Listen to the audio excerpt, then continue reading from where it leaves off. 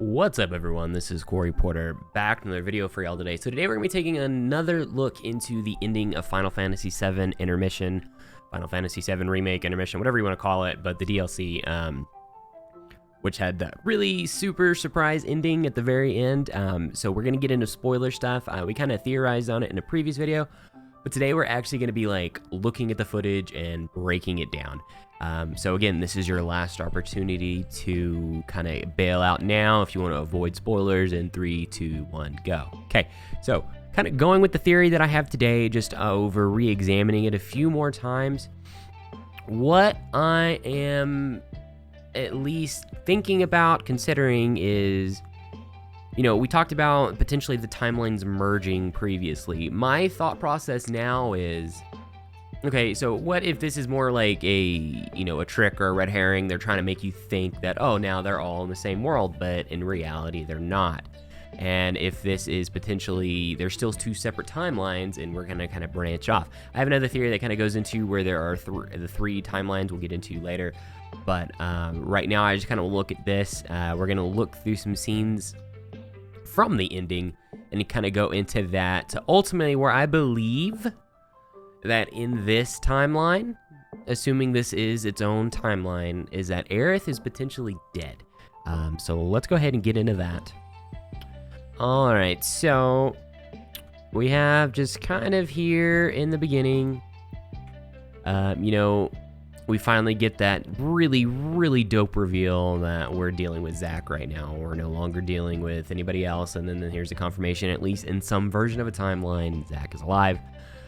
Here at the beginning, he is kind of going back and forth. He's about to go into the church to what he expects to find Aerith. Obviously, he does not, but he's kind of going back and forth on how is he going to reintroduce himself. You know, he's been gone for 3 or 4 years, maybe longer at this point. I'm not 100% sure on that. But he's kind of going over scenarios in his head. You know, what's he going to say? How's he going to introduce himself? Yada, yada, yada. So we'll skip here ahead a little bit. By the way, I do think Zack looks actually like really, really good here. I think they've done a pretty good job with him. And I think the voice actor does a pretty good job as well. So yeah, like I said, Zack's just kind of having this conversation with himself, like, you know, what am I going to do? How am I going to say it? Yada, yada, yada.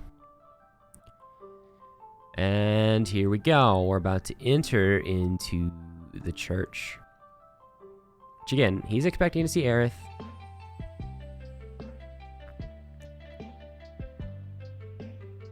And obviously, he does not.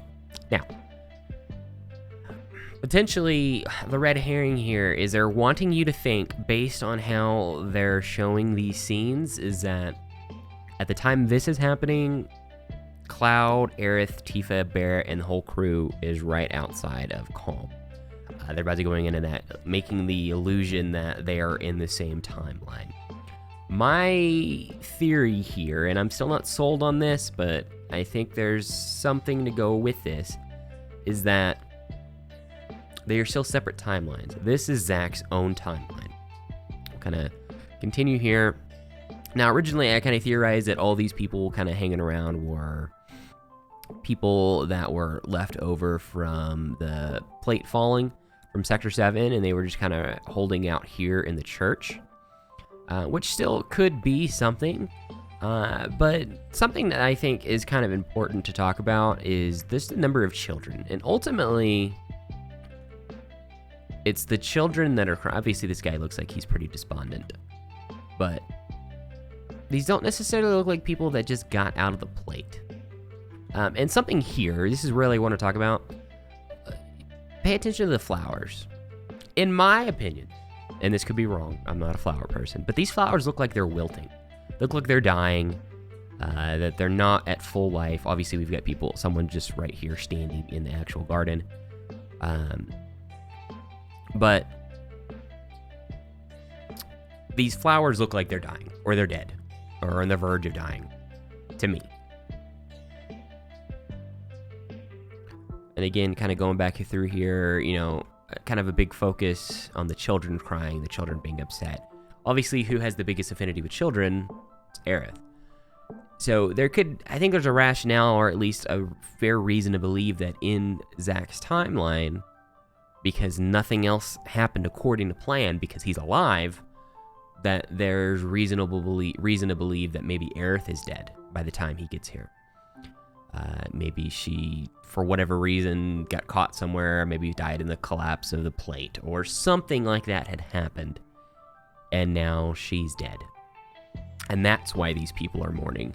Another point, which I don't think is actually super significant, this character in particular, we do see him in one of the opening cinematics when they're kind of walking through Sector 3, perhaps? I can't actually remember off the top of my head. Maybe Sector 7, not the slums, but the normal plate. We do see him. I think that's more of just because this is a rendered cutscene as opposed to an in-game cutscene. I think that could potentially just be that they are just reusing characters just because it's a lot cheaper. But anyway, and, we get this big shock on Zack's face. Like, it could be that he was just expecting Aerith to be there. Obviously, look at the pores on his head. That's kind of fantastic. But what if it's just because Aerith's dead? And this timeline's Aerith, and in his timeline, which is not our timeline, Aerith is dead. And so we could start having this convergence or this branch off point where we have our timeline where Aerith is alive and Zack is dead. And then in Zack's timeline where Zack is dead or Zack is alive and Aerith is dead.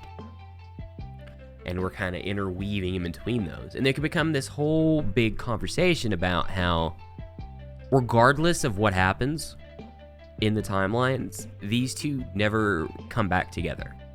There's never a moment in time after what we see at the end of Crisis Core, or during Crisis Core, where where Zack and Aerith can be together again. Because in one timeline, he has to die, and in another timeline, she has to die. Ultimately, in the current timeline, we assume she dies as well. Maybe not.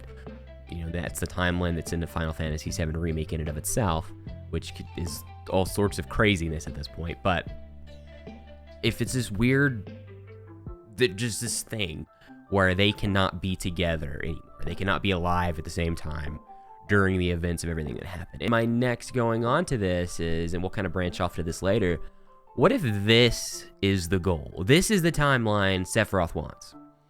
He's messing with the Cloud Aerith timeline so they can kill the Whisperers to create this branch off timeline where Cloud doesn't become the mercenary, Aerith dies before she is supposed to, and that's the timeline where Sephiroth can go run amok and do Sephiroth things. Now that Sephiroth's learned to hop timelines, as we assume, because we have the feeling that the Sephiroth we see in Final Fantasy VII Remake base, or vanilla, whatever you want to call it, is not the Sephiroth from that timeline. He knows too much.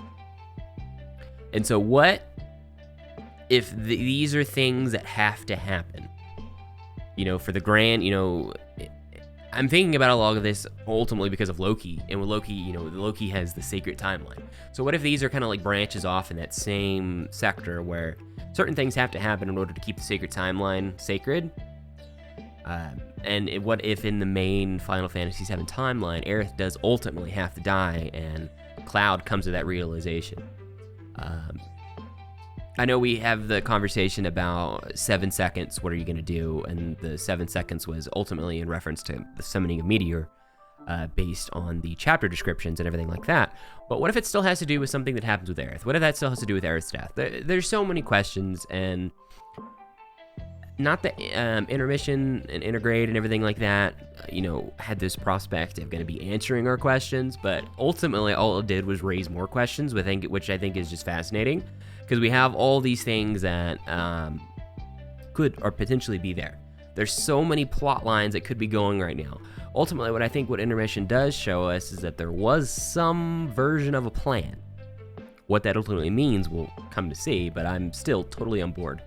But anyway, all this could just be hogwash, and this could be one timeline, yada, yada, yada. There could be so many different things going on here. I'm not sure, but it's fun to speculate. But anyway, guys, that's it, and we will see y'all next time.